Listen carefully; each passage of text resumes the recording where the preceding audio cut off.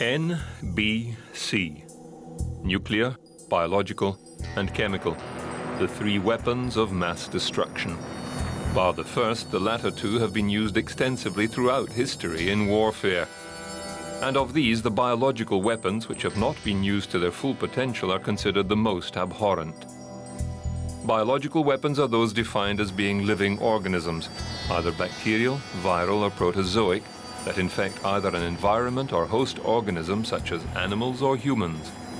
Usually, the toxins of living organisms are considered non-biological and fall within the purview of the third category of chemical weapons. There are four kinds of bioweapon: bacteria, viruses, rickettsiae, and fungi. Their main purpose is to reproduce in the host victim and incapacitate, and be highly contagious or easily transmitted. Bioweapons can be both tactical and strategic. When weaponized, they can be dispersed in the battlefield by artillery or rocket, or dispensed into water supplies or aerosol sprayed to contaminate large areas of Earth to deny enemy occupation. Bioweapons are generally taken from nature, although there have been attempts to manufacture them. They are designed to infect soldiers or civilians or livestock and crops to destroy large populations. Most of these agents are slow-acting, requiring time to multiply in an infected host before causing an effect. Others may not be stable enough to exist outside a host long enough to infect others. Some agents are moderately fast-working but may not be lethal. The kinds of disease or bacterium that have either been used, studied, or weaponized include, but are not limited to, anthrax, Salmonella enterica, Q fever, Rift Valley fever, psittacosis, bubonic plague, typhus type 3, cholera, melioidosis, Lassa virus, Yersinia pestis, plague, yellow fever, Ebola. Others include Marburg virus, tularemia, brucellosis, glanders, Shigella, Rocky Mountain spotted fever, Japanese bee encephalitis, and smallpox. Some naturally occurring toxins can also be used as weapons, including the easily manufactured ricin. Staphylococcal enterotoxin B, often the cause of food poisoning, botulism toxin, saxitoxin, and many other mycotoxins.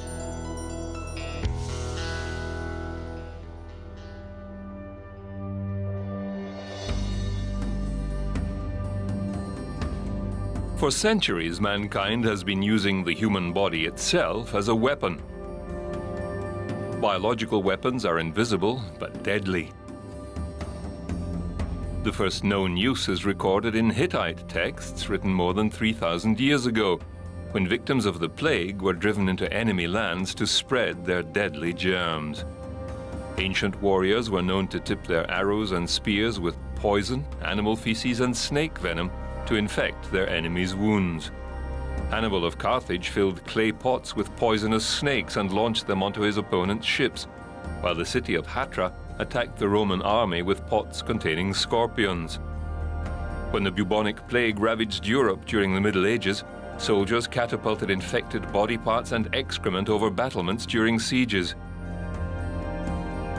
In later years, infected clothing was used for the same purpose. When Europeans established colonies around the world, they also unwittingly brought an avalanche of diseases which ravaged native peoples who had no immunity. Although this was unintentional, there is one recorded case of a plan for deliberate infection during the French and Indian War in 1763. A letter between two British officers details the possibility of handing out blankets infected with smallpox to Native Americans. There is no evidence that the plan was carried out, but if it had been, it was likely to have been effective. Native Americans were highly susceptible to European diseases, as they had not lived closely with domesticated animals. In the 20th century, the lethal disease anthrax was used very early on. Spread by spores rather than infected people, it was hidden in Russian stables by Scandinavian freedom fighters in 1916. Anthrax and the animal disease glanders were used against Allied livestock in the First World War.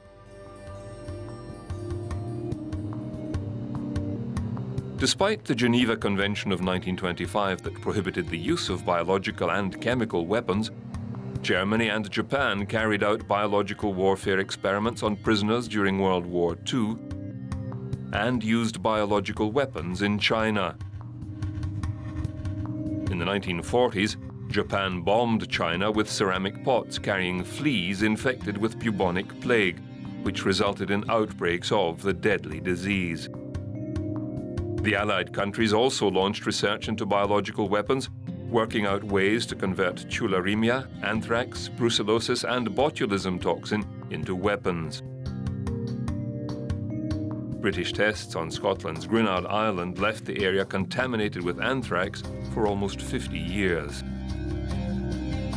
The fear and paranoia that characterized the years of the Cold War saw many allegations of biological agents. During the Korean War, China and North Korea accused the United States of testing biological weapons and releasing disease-carrying insects against their forces. Declassified documents have revealed that the United States carried out widespread testing on human subjects at Fort Detrick during the 1950s, earning the Army camp the nickname Fort Doom. In a project known as Operation Whitecoat, authorities first used Army volunteers. When the men demanded to know what substances they were being exposed to, the government recruited Seventh-day Adventists who, as conscientious objectors, refused to be part of the military draft. In 1969, President Richard Nixon announced that the United States would no longer conduct research into offensive biological weapons, instead concentrating on preventing possible infections from biological warfare. In 2008, Bruce Ivins, a senior biodefense researcher at Fort Detrick, committed suicide after being informed the FBI would charge him with contributing to a series of anthrax attacks in 2001. 5 people died, and many more were infected when they opened letters carrying anthrax. The letters were mailed to senators and media organizations. After many years of investigation in which Ivins himself was involved as an anthrax expert, the FBI narrowed the search, suspecting that Ivins' motive in sending out the anthrax was to test a vaccine he was developing. Although the FBI closed the case following Ivins' death, others are not convinced that he committed the crime, or if he did, that he acted alone.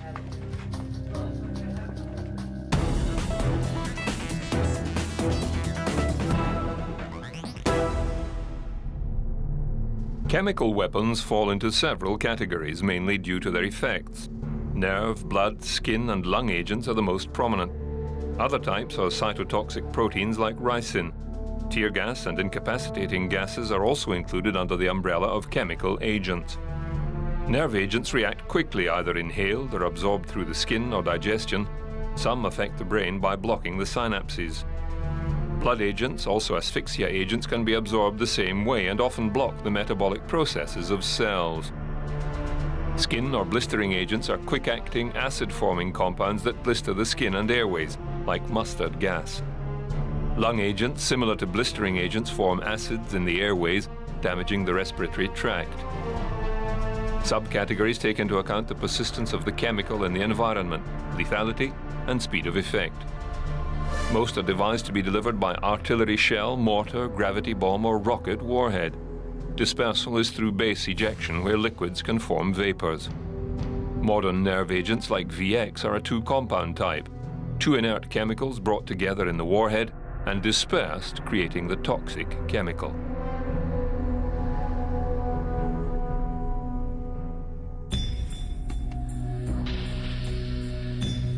Like biological warfare, chemical warfare is insidious and indiscriminate, affecting the civilian population as much as the military. It feeds on fear and hysteria, and has been used since ancient times to intimidate opponents. In the 4th century B.C., the Chinese used bellows to pump smoke from burning balls of mustard and other vegetables into tunnels being dug by a besieging army. In the 5th century B.C., the Spartan army set fire to a mixture of wood, pitch, and sulfur, in order to spread a toxic cloud that would disorientate the Athenians and give Sparta an edge when its armies stormed Athens. In the 3rd century AD, the Persians used burning bitumen and sulfur crystals in tunnels to suffocate Roman soldiers. By the 17th century, shells filled with sulfur, tallow, rosin, turpentine and saltpeter were used in various sieges. One bishop included extracts from the poisonous belladonna plant in incendiary devices sent into the city of Groningen. A year later, the French and Germans signed an agreement banning the use of perfidious and odious toxic devices.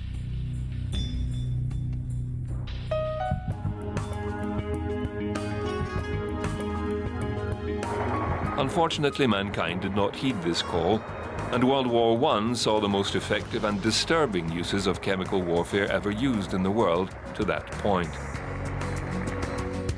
First, the French launched tear gas at German forces.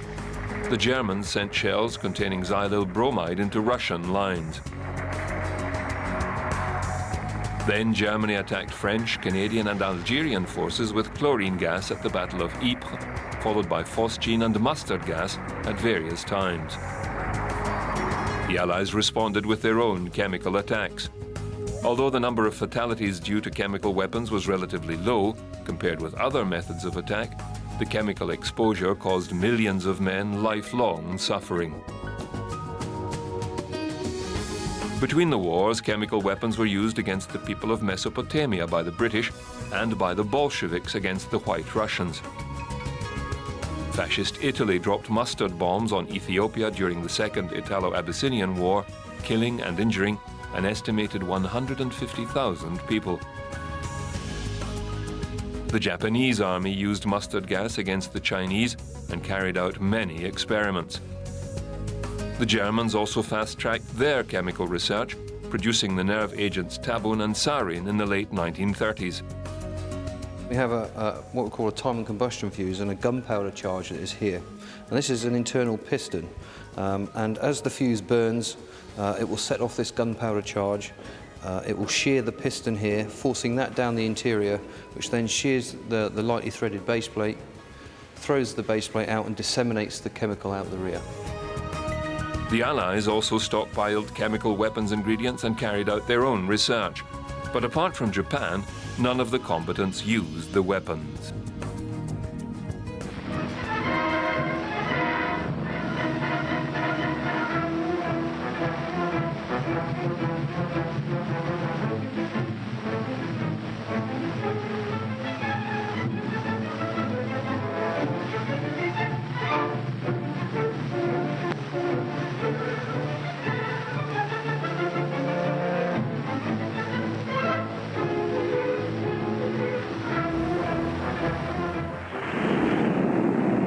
Gas is dropped from planes either as a spray or in gas bombs.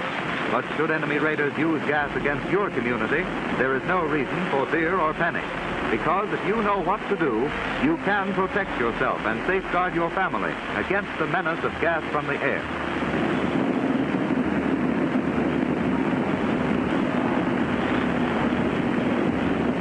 The ideal protection for civilians is an airtight gas shelter ventilated by a system which removes gas vapors from the incoming air. Such a shelter can be designed to provide some protection also against the effects of high explosive bombs. Some war gases can be seen by the eye, others are invisible. But it is important to know that most of them are heavier than air, and that they settle down and are most concentrated close to the ground. Hence, if no gas shelter is immediately available, go indoors and go upstairs. The gas at that higher level will probably be less concentrated than down near the ground.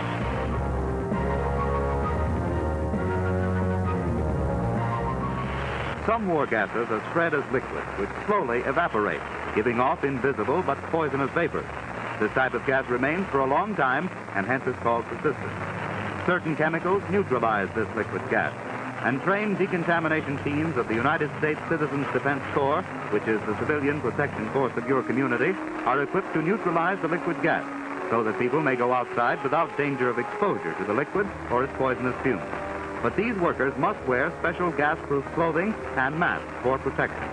The completeness of their protective clothing emphasizes the fact that without such special protection, You must stay indoors until notified that the liquid gas has been neutralized and that the air is free of harmful gas fumes.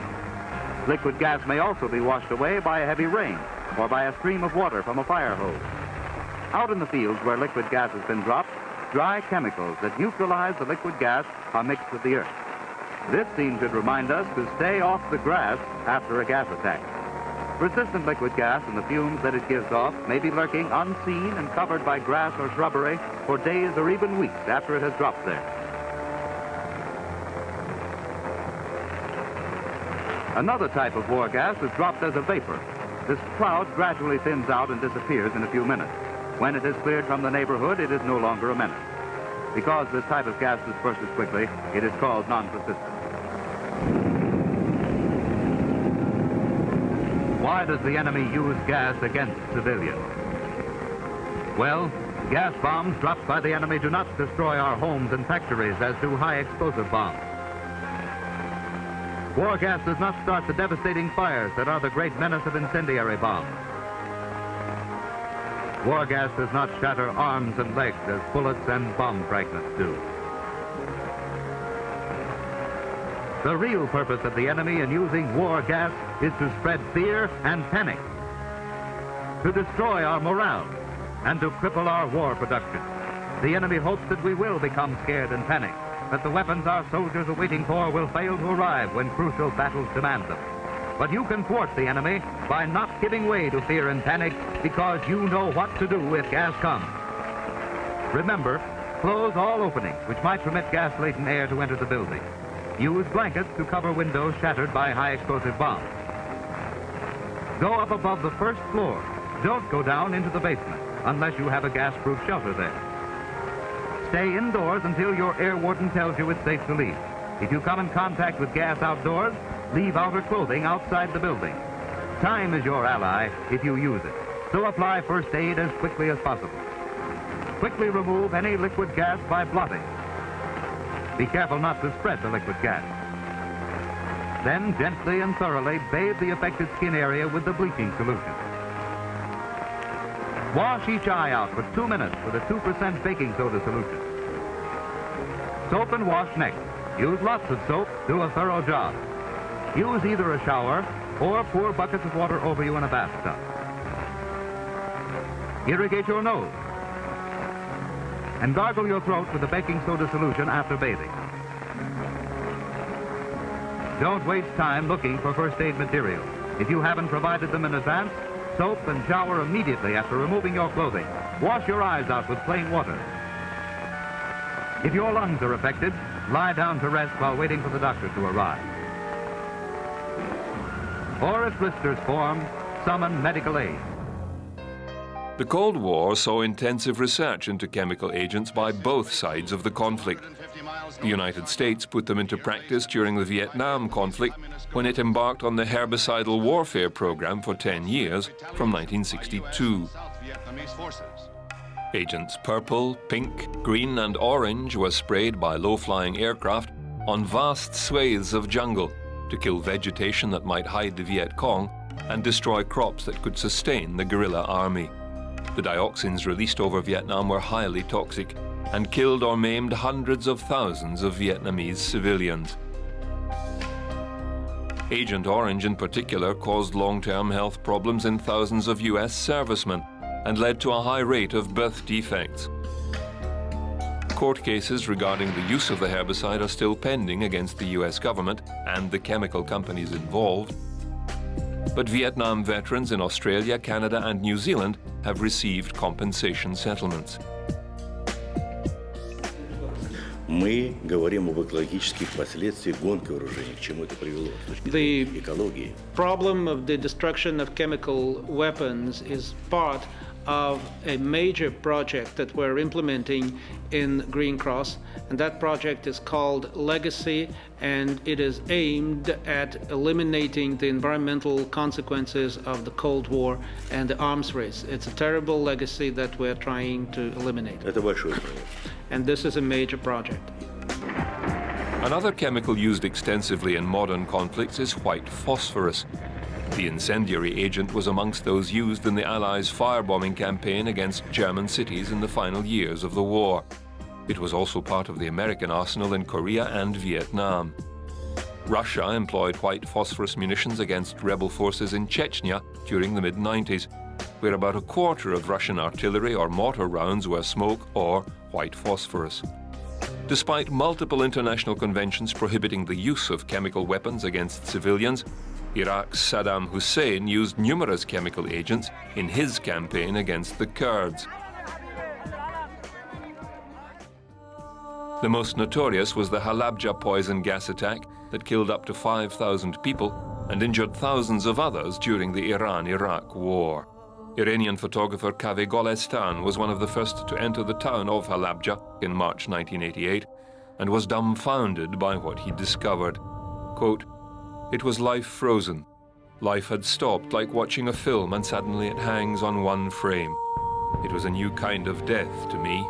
You went into a room, a kitchen, and you saw the body of a woman holding a knife where she had been cutting a carrot."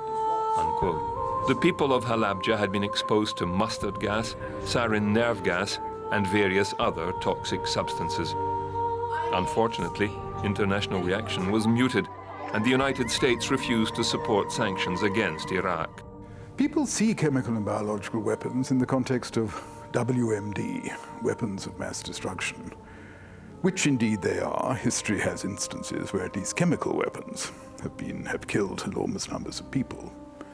To my mind, the real danger of chemical and biological weapons lies in their capacity not for killing people in large numbers, but for changing them. These are the only weapons around which can attack individual life processes, the processes which govern inheritance, cognition, reproduction, all these basic factors which make human beings human. To my mind, the possibility of changing that, altering that, opens up pathways to most awful forms of aggression. And that weighs more heavily in my mind than these as weapons of mass destruction. Terrorists have also used sarin gas. In 1995, the Aum Shinrikyo cult launched a sarin gas attack against commuters on the Tokyo metro. 12 people died and thousands were affected when the colorless, odorless nerve agent was released from plastic bags onto the floor of several trains. Police later discovered tons of deadly chemicals in the cult's headquarters at Mount Fuji, and the ringleaders were later convicted of a number of crimes, including the subway attack. Self-protection for soldiers is of paramount importance. Being supplied with N.B.C garments and gas masks is only part of the answer. Getting soldiers to don these garments in good time is another. In the United States, soldiers are given the experience of a chemical attack by being led into a sealed chamber, where a tiny amount of a chemical weapon is released. The soldiers are then required to remove their gas masks and endure the first symptoms of the toxic gas. They are then led out into the open air. This sort of training imprints upon the soldiers the need to get their protective garments on as quickly as possible during a threatened chemical attack.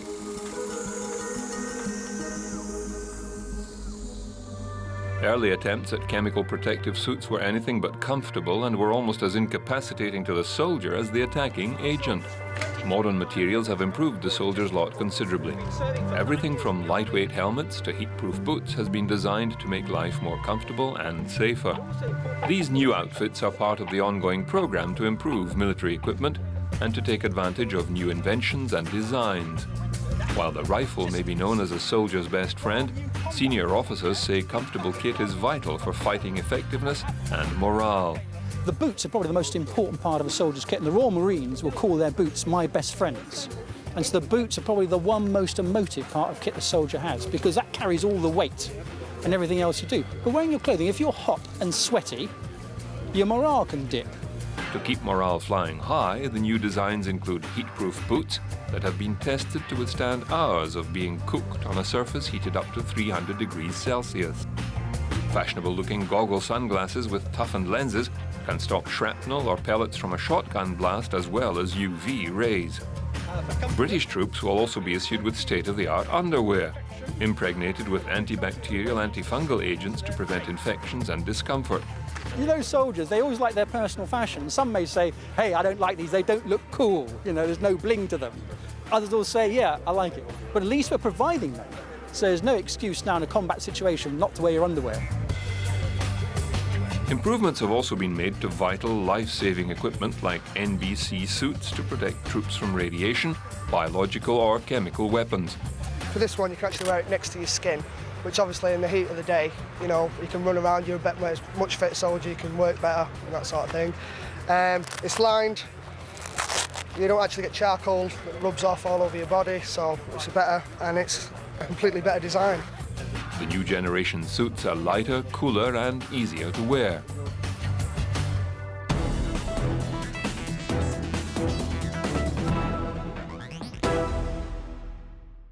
In the post-Cold War world, one of the most terrifying prospects for defense planners is the use of a radiological weapon by either a rogue state or terrorist group. Also known as a dirty bomb, a radiological weapon uses conventional explosives to spread radioactive material. The main impact of a dirty bomb or a radiological device would be sort of like anthrax. Wouldn't necessarily kill that many people, but would panic the country, would bring networks, perhaps the subway, to a halt. It would terrorize people. Despite reports that terrorist group Al-Qaeda has tried to get materials to build it, former Homeland Chief Tom Ridge says there's no evidence. The easiest to get would probably be radiation sources, such as you'd find at a hospital or at a welding shop. Those would only be able to contaminate a fairly small area. If you were trying to contaminate a much larger area, say something the size of Central Park, you'd probably have to steal a lot of spent fuel rods from a nuclear power plant. That would be much more difficult to do. Massive radioactivity exposure like the one in Chernobyl in the 1980s would kill thousands of people. But experts say such a large-scale attack is unlikely. If you're talking about a small one that could contaminate a subway station, scare away subway riders for a few weeks, I don't think we can exclude that possibility. The possibility of a dirty bomb has been quietly examined for years. This is something that's been studied for a while, plans are in place, and if something like this happens, I think that the local emergency responders are prepared to deal with it. There is some debate as to exactly how many casualties would result from the detonation of a dirty bomb. But even if the nuclear contamination were limited, the fear and hysteria that would be caused could be just as damaging.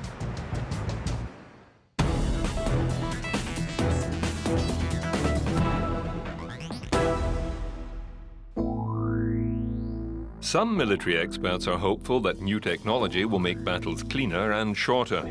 Britain's Defence Science and Technology Laboratory has run simulations with Allied forces to give military personnel the experience of working with new technology in war situations. Sorts of things that we're trying to see here is, well, how can we control that data? How can we give commanders of the future better visualizations of the data that they've got before them so that they can make decisions quicker, communicate those decisions to other nations, and then make the appropriate decisions to fight effectively and quickly and overwhelmingly in the future. Key to the whole operation is ISTAR: intelligence, surveillance, targeting, acquisition and reconnaissance. It's the eyes and ears of the network and the way military information is collected, collated and distributed to Allied forces. What we're actually experimenting with is how we can move the information that is derived from those ISTAR capabilities across the network into the command and battle space management systems, which can then manipulate that information to inform the commanders of all the components: land, sea, air and joint. One British firm working at DSTL is Ultra Electronics. Their mapping system is better than the current manual one, allowing battle commanders to harness new technology to decision-making. Using the electronic system here, which we worked very closely with the British Army in developing, allows us to draw it once and then move things around electronically, and their output is of course automatically tidy because the computer is drawing the symbols rather than having to use stencils and tidy things up afterwards. It's hoped that harnessing new technology to military exercises will allow battle chiefs to target the enemy and bring a speedy end to conflict. Britain's military encourages its most innovative designers to come up with new combat solutions, running a regular competition to locate the best and brightest ideas. From flying helicopters to all-terrain vehicles, all are on show at the Ministry of Defence's Grand Challenge. The competition is an opportunity for companies and educational centres to develop new technologies. On show are all kinds of gadgets designed to make soldiers safer and more efficient, while providing an edge on gathering vital intelligence. One of the trends present at this year's show are automated devices that can be deployed in dangerous situations by the military. Some of the robots can be operated from relatively safe locations thanks to laptops or handheld devices. One company exhibiting 3 of its remote-controlled helicopters is Sagencia. Its designers have built 3 helicopters, varying in size and the distance they can travel. The larger one is powered by a small petrol engine and was recently put through its paces by being flown across the English Channel. David Jones from Sagencia says they are focusing on visual detection. Our approach really is to use visual detection, looking at the targets, essentially using a camera where you have the helicopter based hovering over the area of interest. On board, the helicopter can carry a video camera that relays live pictures to the controller. Helicopters can be piloted by soldiers equipped with a laptop and virtual reality glasses. No need for a complicated joystick. Pilots simply use a handheld device with built-in motion sensors. Jones says the helicopter actively looks for potential targets and then processes the collected data. This helicopter essentially goes backwards and forwards looking for targets of interest. We use image processing then to analyze where are likely areas of interest. And then you sort of move it, so move it that way, send it in that direction, move it that way, brings it back, down here, and then you've got the mouse for up, down, and then this goes up and down depending on the mouse wheels. And essentially you have a view in the old virtual reality glasses. You can see the scenery as if you're actually in the helicopter itself. So you fly over the wall, have a look around, and pop back. Another company competing in the Grand Challenge is Mindsheet. The company has developed a remote-controlled, all-terrain vehicle used to search for IEDs, improvised explosive devices. It was developed with feedback from British soldiers who have served in Afghanistan. Raglan Tribe from Mindsheet says they have experienced soldiers in their team. In this situation, we went and got some soldiers to join our team who have come back from Afghanistan. And under their guidance, we're developing a concept which we hope will win the Grand Challenge. The developers hope their remote-controlled vehicle will one day be part of the kit soldiers use in dangerous situations. The robot that we've made is actually built on a remote control platform. It's an expensive toy, but it's very durable. You can actually drop it, you can carry it on your back, and you can control it from a PDA, where you can see a map view, for instance, and then you can designate where it needs to go to. On hand to inspect the teams is Mark Welland from the Ministry of Defence. He says one of the major trends on show are automated devices that reduce the risks soldiers face. The trend is towards being able to sense remotely, to interrogate remotely, and to do that without having minimal human intervention. Also on show are 2 all-terrain vehicles developed by Thales in conjunction with the University of Reading and Ryland Research. Dubbed SICK, this device has been designed by Reading University and can be equipped with motion sensor cameras. Another all-terrain vehicle is a firefighting tracked robot developed by Ryland. Finally, Carvec has unveiled its new remote-controlled helicopter, which can relay high-definition pictures to soldiers in the field. Demonstration and appraisal by the military of these new small surveillance drones occurred recently at the British Army's Urban Warfare Training Centres at Copehill Down Village on Salisbury Plain. The futuristic vehicles, equipped with high-tech cameras and sensors, are designed to detect a range of threats, including roadside bombs and snipers. The information is fed back to a control centre, where commanders on the ground can decide what action to take. The Cortex team have designed an unmanned aerial vehicle that has the advantage of vertical landing and takeoff and can hover near a target. It's essentially a vertical takeoff and landing platform which acts as both a helicopter and an aeroplane.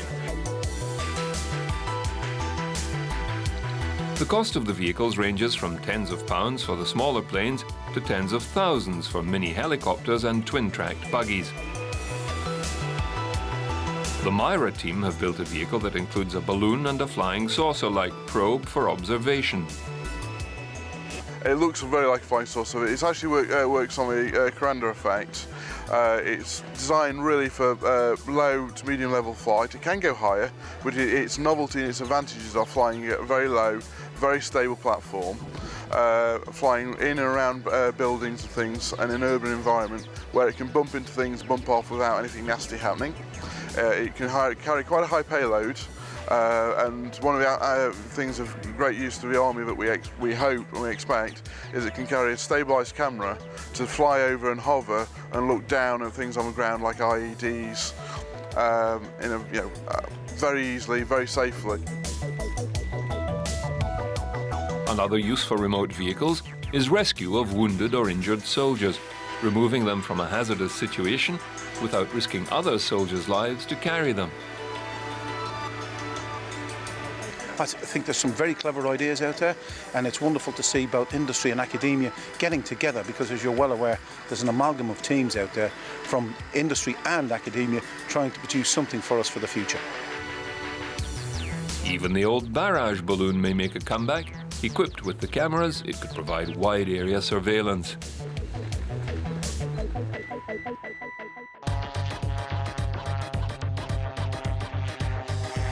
Unmanned aerial vehicles, or UAVs, are probably best known for their military uses.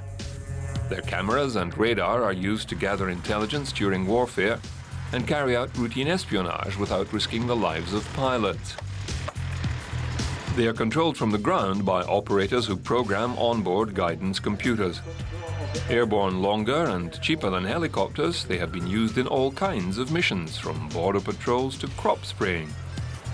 In the wake of the July terror attacks in London, Britain is looking to use the technology for surveillance of vehicles and individuals. The ability to follow potential suspects in complex urban terrain is something that this kind of system gives you a very, very important military capability in this war.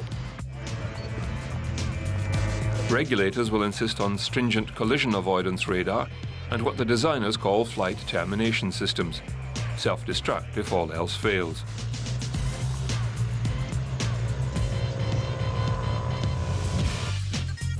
Of course, the US have been utilizing UAVs in combat situations for some time now, arming their Predator drone with Hellfire missiles. The drones can be remote flown from a local facility or base, or flown from a military base in Florida half a world away. Their military effectiveness has been impressive. However, the danger of collateral damage has been heightened in recent times. The Mark I human eyeball of a pilot in the air can still outclass any CCD video technology available, and might be able to discern a Taliban terrorist meeting from a local wedding ceremony before firing its missiles.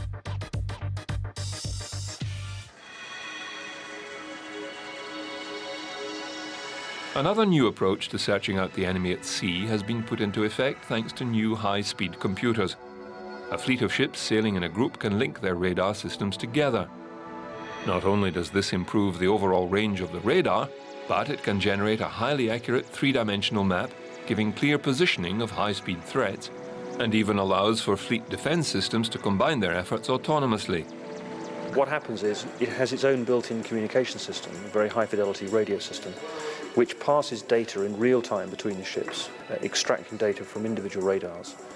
And within a central computer system that's fitted in each of the CC ships, it forms what's called the composite track. So iteratively, but in very high speed time, you build up this very high fidelity air picture. What CEC does is, by netting together platforms, it creates a very large volume of battle space. So if a hostile target enters that huge volume and is tracked quickly and then tracked accurately, it will give the commanders far more time to decide which is the appropriate shooter to shoot it down, or not to do anything if in fact it's not posing a threat. Although the threat level of all-out war is greatly diminished, the undersea too is reaping the benefits of new technologies.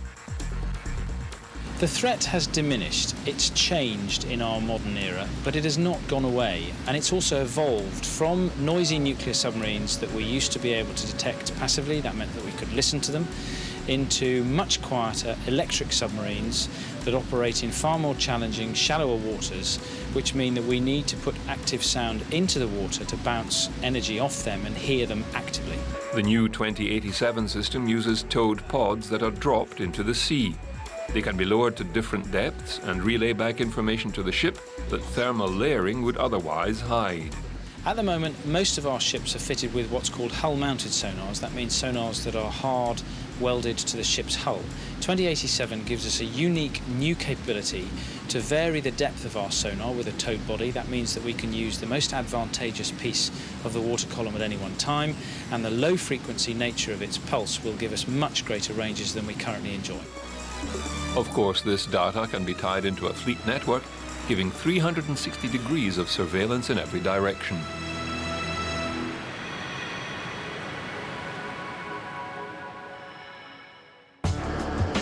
Today's complex political and military maneuvers have transformed military thinking. The terrorist attacks of September 11 brought new challenges to defense chiefs, who now have to contend with the possibility of large-scale attacks launched by very small numbers of people. In a speech on the new security environment, British Defence Secretary Jeff Hoon said September 11th had shown the world that terrorism today was not a conventional enemy and had its own rules of engagement. There's no territory to control, no economy to protect or nurture, no citizens to whom it has obligations, nor does it have an existence within the society of states. There's no institutional relationships with states or supranational organisations. Its hostility might be self-inspired by some ideological fervour or externally generated, a response to some action, perhaps of ours, or condition of its constituency. In a sense, it seems to me to have nothing to lose. There was also the additional threat from rogue states with weapons of mass destruction, which meant the UK might follow the US lead and develop new weapon systems to deal with the threat of ballistic missiles. This government agrees, therefore, with the United States that ballistic missiles are a threat to take seriously. We are equally concerned about the rate of proliferation. As the threat grows and technologies develop, there may come a day when we need to decide to add a further capability to our current range of responses by acquiring missile defences for the United Kingdom and for Europe as a whole in the way that the United States has already decided to do. And with the prospect of more states acquiring such missiles, he feels that defence against them is vital. As increasing numbers of states acquire increasingly sophisticated technology, ballistic missile proliferation is a fact we have to deal with and a very real threat. When viewed in combination with programs to develop weapons of mass destruction, the international community has a right to ask why missiles of this range are wanted, what warheads they might carry to threaten population centres, and to consider how best it must respond. He believes with such systems in place, enemy states would think twice before attacking the UK. The leader of a rogue state contemplating a ballistic missile attack on the United Kingdom or an ally would need to reckon not only with the near certainty of a powerful retaliatory response, but also with the possibility that active defences would prevent his attack from succeeding at all. Ballistic missile attack on the United Kingdom or our interests involving weapons of mass destruction will be an overt and undeniable form of assault. Would such a leader be prepared to take the risk in those circumstances? He concluded that measures taken in tandem with members of NATO, the North Atlantic Treaty Organization, will also help prevent the potential for attack and hopefully keep rogue states and terrorist organizations in check.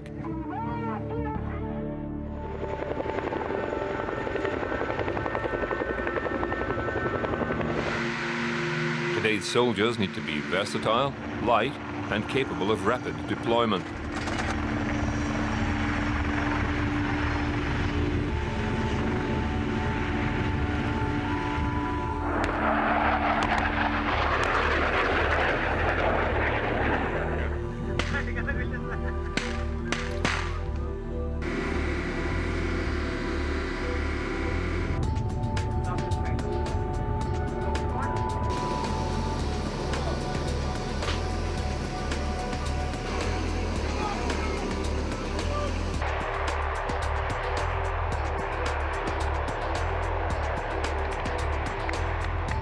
I think what we have are people who are widely experienced in the operational arena, people who have a deep understanding of the various natures of warfare, because we have been engaged in operations since the Second World War for every year except one. And so the training regime is tough and hard, the soldiers are tough and hard, and the experience they have gained means that we do have a capability which other nations find it hard to match on occasions.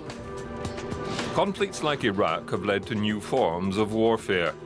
One of the weapons favored by Iraqi insurgents is the IED, the improvised explosive device, crude homemade bombs that are detonated by remote control. Every one of the items on this dusty shelf, the remote-controlled toys, the walkie-talkies, the cordless phones, has been used to kill coalition soldiers and Iraqis who help them. This small building at US military headquarters in Baghdad is where evidence is collected and examined from thousands of bombs.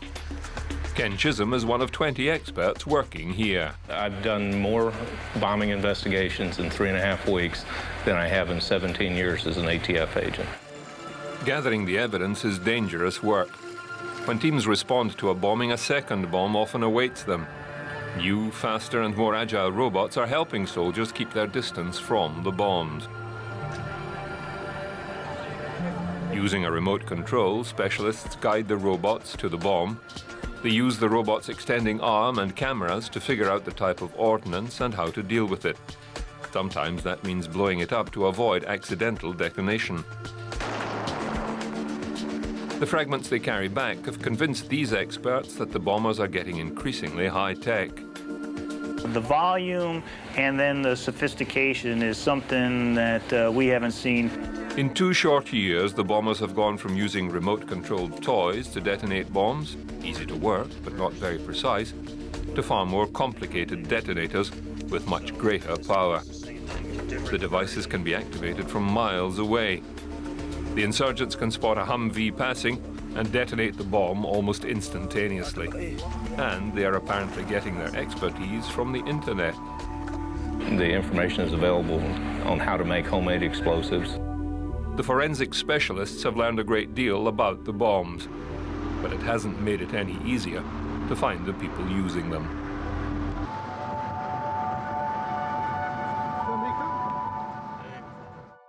A new robot originally designed to function in the operating room during surgery may also be a key tool in preventing devastating scenarios such as the explosion of a dirty bomb. Bomb experts have been using remotely operated robots for years. Robots have given them the ability to inspect suspicious packages and detonate them from a safe distance. But what happens when a bomb can't be blown up, as is the case with so-called dirty bombs that would release dangerous radioactive material? Or what if a bomb is located in an area where an explosion isn't an option? In the past, bomb experts have had to risk life and limb in their attempt to defuse it. Tom Lowe is the head of engineering and technology at SRI International. He and his team say they have the answer: the mobile M7 robot.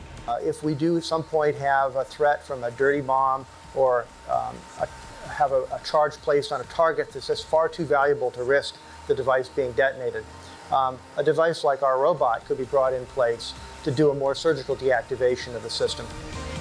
The M7 was originally designed as a surgical robot with funding from the US Department of Defense. It was created to perform the same tasks as a human surgeon, but in extreme locations such as a battlefield or during spaceflight. The system can be operated by telepresence and offers a surgeon the same sensory experience as conventional surgery. Lowe has modified the M7 and mounted it on a Segway system to make it mobile. He says it is the ideal answer for diffusing the next generation of bombs. This system is capable of doing anything that a bomb expert would do if they were able to operate with their hands on a device like this, but to do it remotely in a safe environment. It gives them a sense of touch called haptics. It transmits the very subtle information about texture and vibration of what they're feeling back to the operator. So it's very much like they're actually there. Haptic technology allows communication through touch and is increasingly used in remote robotic interfaces. Lowe says the M7 is still in development, but with extra funding, SRI is looking forward to producing the first of its robots for commercial use.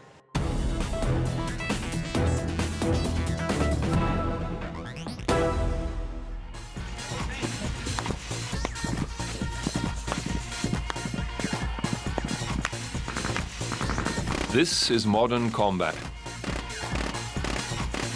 A team of international soldiers from differing countries fighting a group of ideological extremists with no flag or country to defend, but able to hide amongst the civilian population. Of course, as has been proven time and time again in warfare, to take and hold map grids requires soldiers on the ground. It seems man himself is the ultimate weapon. The modern combat soldier has at his disposal rockets and grenades, armor and heavy caliber guns. He can radio in for close air support or bombing missions or artillery fire.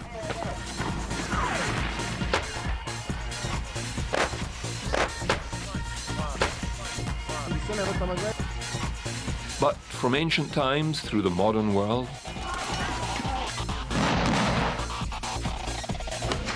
massed armies, to world wars and beyond, no matter how sophisticated the individual soldier's assault rifle becomes, they still include the attachment for a bayonet.